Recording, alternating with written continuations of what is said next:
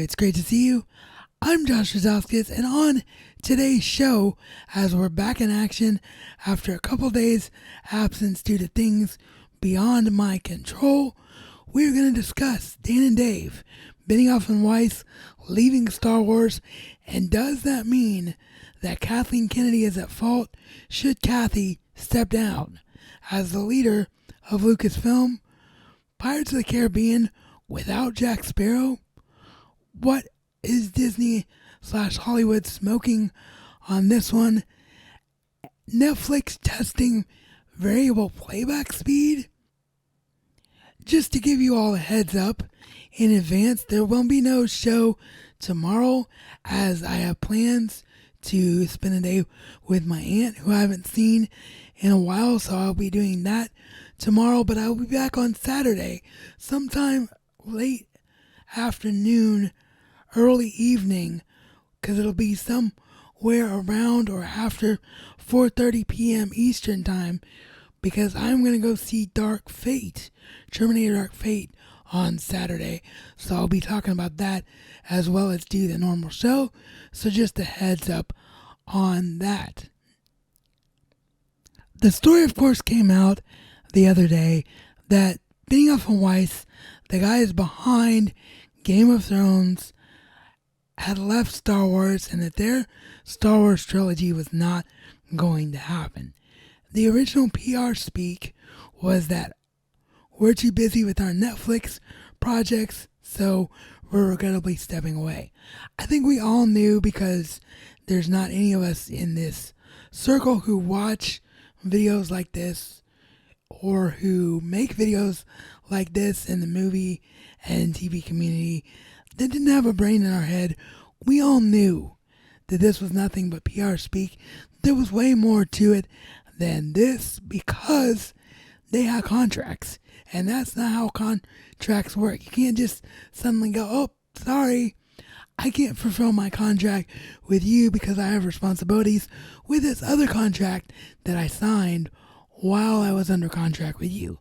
Like, that's not how things work in Hollywood or anywhere for that matter. So it came out late yesterday evening or early yesterday afternoon, depending on where you are in the world, that the real reasons were a couple of different things.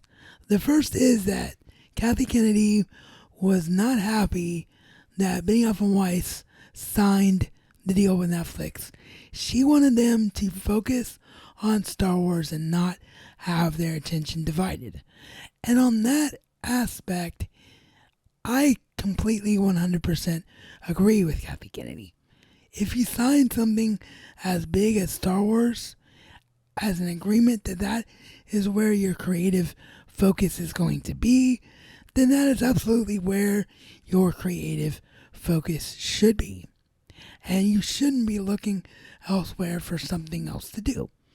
That being said, that is where the fundamental problems come in.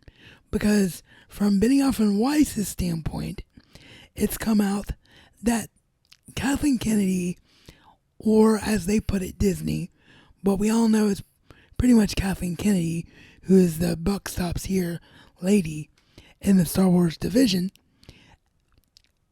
she did not, or they did not, communicate well enough with Benioff and Weiss in terms of Benioff and Weiss had this great idea to do Old Republic stuff, which I would have loved to seen. I hope whoever takes over Star Wars somehow can find a way to go forward with that story, because the Old Republic is awesome. It's a movie area that definitely needs to be in front of our eyeballs for sure within the Star Wars universe. But apparently they had this idea to do Old Republic stuff, and they were pretty much told that they would have a certain level of creative freedom, and Kathleen Kennedy and Disney would not step in and say, well, no, you can't do that because we want you to do this. Well, whatever the amount of creative control was that they were given wasn't what that they were told that they would be getting. So that started a crack within Dan and Dave of like, maybe we don't like what's going on here. And then the other thing happened with season 8 of Game of Thrones. There were some people that speculated that this could be the case, but a lot of people thought, no way. Because they've been a part of Game of Thrones for 8 seasons. They know you can't please everybody. Surely, fandom isn't going to push them away from a product. Apparently, that was truly the case after what happened with Game of Thrones, and maybe for them it was an unexpected backlash for how Game of Thrones ended. Dan and Dave saw what happened to Rian Johnson and all of the pure hatred that people have towards The Last Jedi, which, by the way, I'm not one of those people. At first, I was a little bit Star Wars blinders on. I really liked Last Jedi. Since coming out of it, I know that there are many, many problems, and both times I've seen it since, it's definitely not one of my favorite Star Wars films. But for me, as the expression goes, the buck stops there. That's all I need to say about it. I don't need to be leading some charge calling for Kathleen Kennedy's head just because I didn't like The Last Jedi. But for Dan and Dave, they saw that this is what some people have done, and they're like, we don't know if we want to be a part of this anymore. So, what then is the issue here? Well, the issue here isn't so much that Dan and Dave ended up not liking the atmosphere at Disney, and they decided that they may or may not want to be a part of it, and they were let go. The issue here is not that Kathleen Kennedy was not happy that D&D went off and signed a deal with Netflix while they were signed on to Star Wars, so they were let go from Star Wars. If this was an isolated incident where Kathleen Kennedy is unhappy, Benioff and Weiss are unhappy, let's just part ways and move on and go in a different direction, nobody would be talking about this right now. Other than just being disappointed, as they should be, because whether you like the 8th season or not, which I did not, whether you like the 7th season or not, which I didn't all the way, and felt that both seasons, beyond plot points, were very, very rushed, Benioff and Weiss, Dan and Dave, were responsible for the other 6 flawless seasons of Game of Thrones. They gave us the most successful show in the history of Hollywood that will never be duplicated again. That's just a plain, simple, stone cold fact. So, Benioff and Weiss leaving Star Wars is a very, very, very not good thing at all. It's a horrible, horrible thing to have happened. But if it was an isolated incident where 2 people were unhappy, a third person was unhappy, no one will be talking about this beyond that disappointment. The reason that this is still a story for people like me who are covering it the day after the second piece of news came out and who couldn't even cover the first piece of news due to personal matters, are still able to relevantly talk about this story is the fact that this, of course, is a pattern. Kathleen Kennedy has only had 2 out of 5 wins so far on the big screen. And also, most of us are counting the fact that she had the idea to pair Dave Filoni and Jon Favreau up for The Mandalorian as a win, just based on what we've heard about the show, what we've seen from a few trailers, without yet having seen the show, as it's not released until 2 weeks from today, or 13 days from today to be precise, on November the 12th. So, that is a problem, because with everything else, It's been problem after problem after problem with directors. And I don't need to rehash for you all of what has gone down. If you're a fan of my show and my videos as a whole, it means that you watch people like John Campea, like Robert Meyer Burnett, like Christian Harloff, like even to an extent some of the Fandom Menace channels like Jeremy at Geeks and Gamers and Nerdrotic. So you know what the history is with Kathleen Kennedy and all these directors. Somewhere along your A, B, C chain, A for the very beginning, B for the middle, and C for the finale of a process, communications are breaking down between Kathy Kennedy and those underneath her. And that's a problem because it is going to end up bleeding on to the big screen, and it's going to end up, as it already has, making people like Benioff and Weiss think, I don't know if I want to do a Star Wars film because I saw what happened with Rian Johnson and I'm not being communicated too well on top of it. Now, it is our responsibility as fans, as people who don't get paid in Hollywood. The one exception in this space, of course, is the great master of fun and wonder, Robert Meyer Burnett, who has the ability to be both at the moment. But for most of us, we're not getting paid to work in the realm that we love. So to me, it's our responsibility as fans to be like, okay, as the expression goes, we've all had our fun and games, but now the buck stops here. We can dislike something, but we can't be toxic toward an entire genre or an entire way of life as fans. Because if we are, then that thing that we're fans of, in this case Star Wars, becomes a black mark, and no one wants to work and be a part of it anymore because they don't want to be a part of that poison. So that is our responsibility as fans.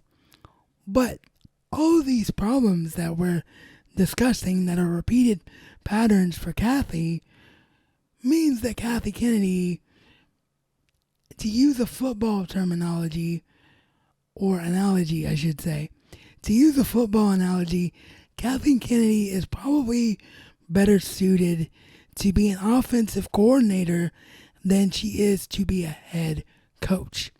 She is one of the greatest producers who ever lived, a first ballot Hall of Famer.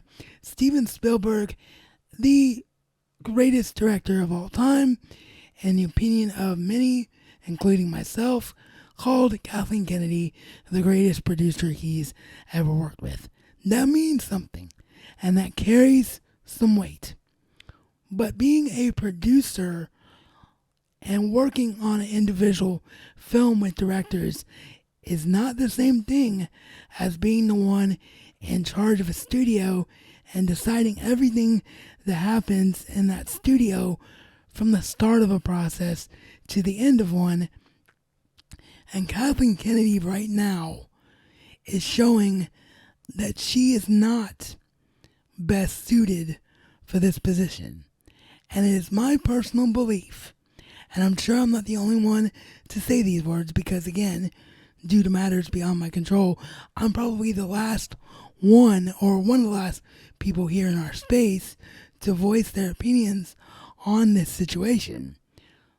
But it is my belief that for her own sake and the sake of the future of Star Wars and getting that poison taste of a toxic fandom out of the mindset of a lot of filmmakers, that she being Kathleen Kennedy, needs to step away as the head of Star Wars and go back to doing what she's good at doing, and that's just being a great producer. The fact that I loved Rogue One and the fact that I really, really enjoyed The Force Awakens, and the fact that I think The Mandalorian is going to be great, notwithstanding, Kennedy does not have a winning record. And we cannot continue to have the definition of insanity here, where we're doing the same things over and over and over again and expecting us to be able to be witness to a different result. And the results we're getting under Kathleen Kennedy are not good enough, and therefore I believe that unfortunately Kathy Kennedy needs to step away as the head of Lucasfilm. I now want to talk about another Disney property that I am a big fan of, and despite their issues, I actually like, on varying levels of course, but I actually like all 5 movies in this series to date. And that is Disney's Pirates of the Caribbean franchise. This franchise has been in the news lately because there have been rumors for a while that they were going to do another Pirates film or just reboot the universe in general and do a Pirates of the Caribbean film without Johnny Depp and without Jack Sparrow. And this, of course, comes from his controversy, which, of course, are a deep personal nature, and I don't think are relevant to be rehashed and discussed again right now. If you really don't know why some people don't want to work with Johnny Depp right now, just look it up on the internet. You won't have any problems finding it. That being said, liking Johnny Depp as a person right now has nothing to do with the fact that Johnny Depp is Jack Sparrow. Jack Sparrow would not have existed without the decision making of Johnny Depp. That is just a stone cold fact. You watch any bonus feature, you listen to any interview that's ever been done for the Pirates of the Caribbean franchise. It was what Johnny Depp came up with, and it's tribute to the leader of the Rolling Stones, Mick Jagger, who went on to play his father in some of the films that made the character of Captain Jack Sparrow. And when you think of the Pirates franchise, you think of only the name of one Captain Jack Sparrow, Johnny Depp.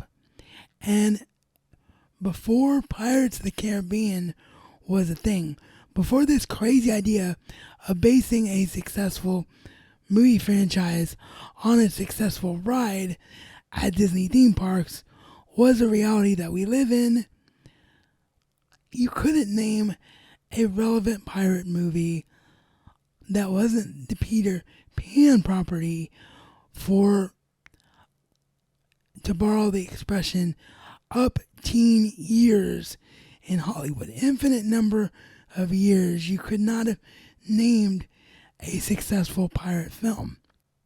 Because Jack Sparrow, Johnny Depp, literally defined what the pirate genre is today and what it will probably be for a number of years going forward.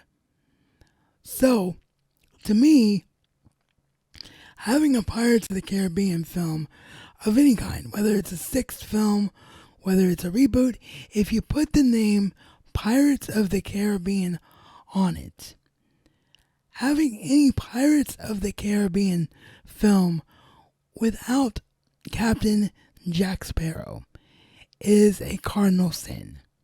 and something you cannot do. It's like taking Willy Wonka out of Willy Wonka and the Chocolate Factory, like plucking Gene Wilder out of that iconic performance and replacing him with someone else. Not the reimagining that's closer to the book that Tim Burton and, ironically, Johnny Depp did later on in the years. That's not what I'm talking about.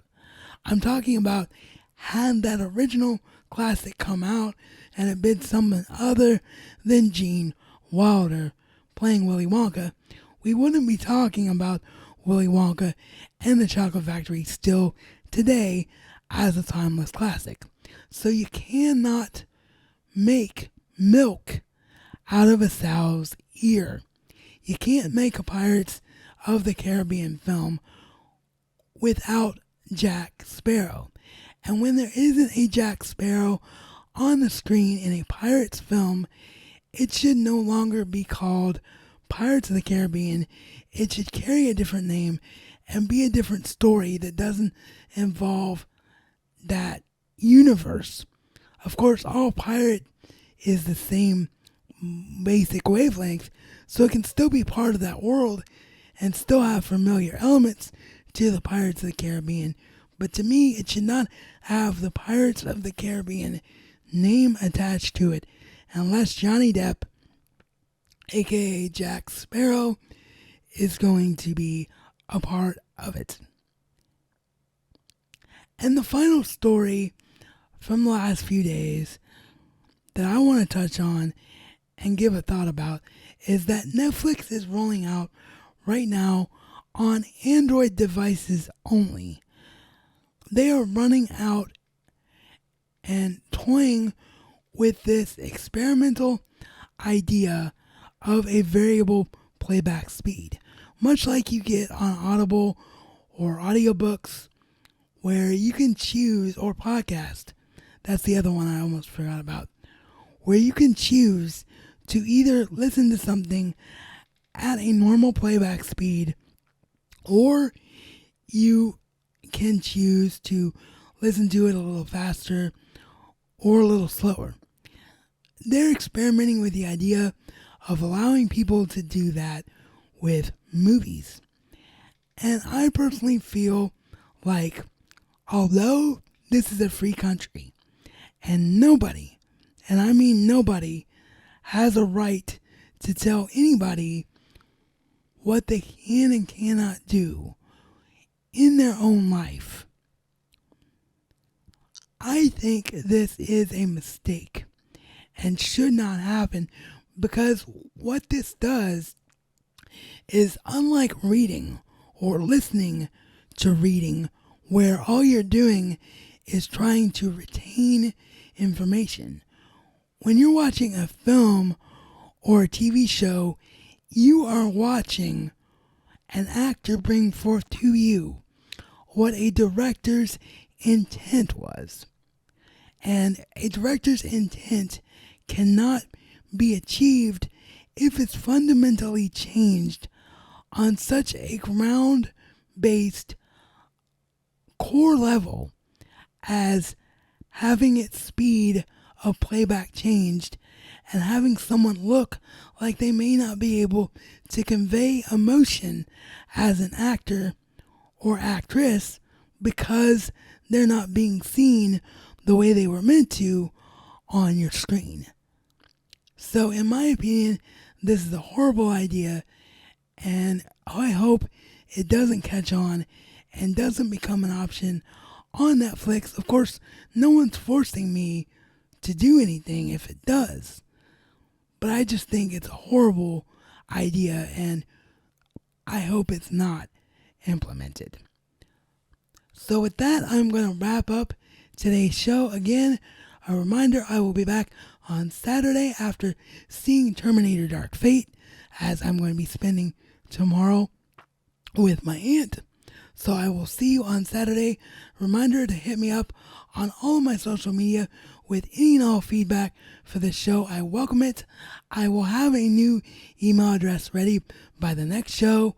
I believe I said that on the last show too, but I promise barring any unforeseen circumstances. This time, I will have a new email address ready if you want to go that route.